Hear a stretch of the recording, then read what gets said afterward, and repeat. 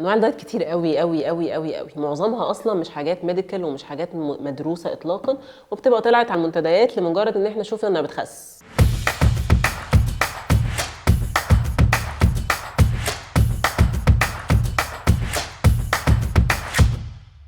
التمر باللبن ودايت البطيخ ودايت العصاير والكيميائي والكلام ده كله، دي حاجات مش مدروسه ومش ساينتفك ومش صح اصلا ان حد يجربها في نفسه.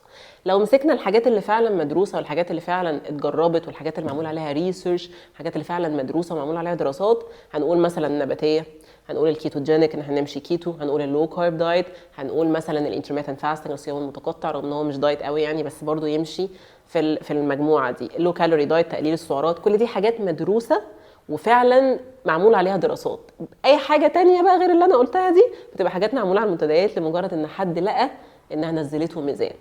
مريض سكر يمشي على ايه؟ خلينا متفقين ان مريض السكر المفروض هدفه الاساسي يكون انه يظبط سكر الدم اللي بالتبعيه هيخسسه.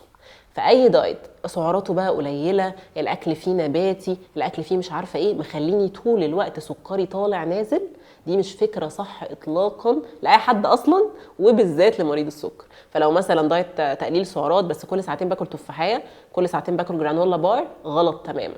المفروض ادور على حاجه تستابلايز البلاد شوجر، تعمل انتظام في سكر الدم، ما يبقاش طول الوقت طالع نازل. من اكتر الحاجات اللي بتعمل كده تقليل النشويات، ومش تقليل النشويات بالكميات، تقليل النشويات بالفريكونسي. يعني انا ادور على دايت يكون مش مخليني محتاج اكل نشويات كل شويه.